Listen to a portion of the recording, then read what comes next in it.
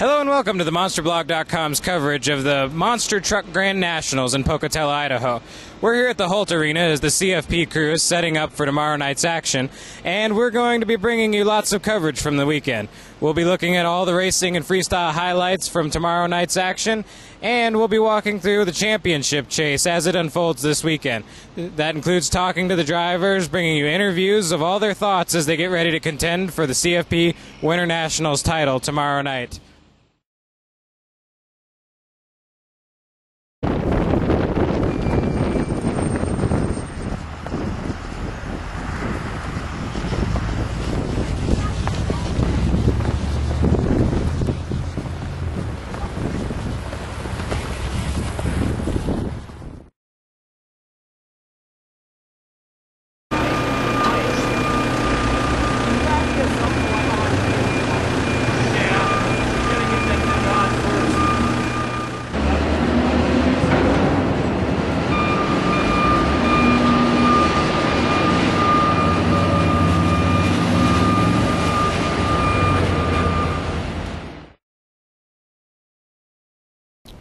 We're standing down on the floor of the Holt Arena with CFP President Ed Beckley. Ed, tell us a little bit about this giant trophy you've got here with you. Well, I'm 6'2", and thank God this thing's taller than me, and it don't weigh as much as me, but it's big. And that's just part of the awards that we're giving away. We've got the top 8 trucks that will give awards, and it pays $2,000 to win, plus this trophy and a whole lot of other stuff that we're going to be giving away at the MTRA banquet. So jackets and a director's chair, and just, you know what, we got a real legitimate series. It's time that these guys get something that's worth the money, and this is what it's going to be.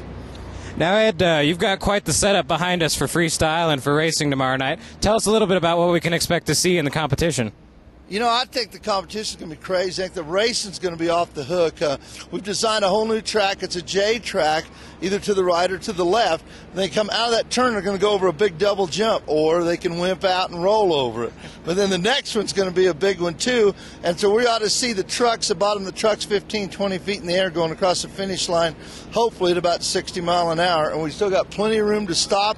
We've added a lot of dirt, a lot of obstacles. We got so many cars and stuff here. It took 3 salvage yards to get all the cars, and I think we might have stole a school bus from the local USD. Who knows? Well, hopefully they're not watching this here on YouTube tonight.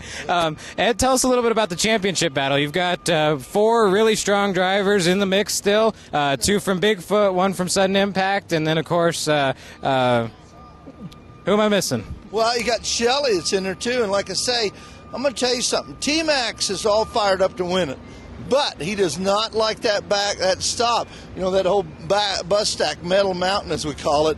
And, you know, and that's because Sean's a racer. He's really not a freestyler. But you know what? The points are all about the whole thing.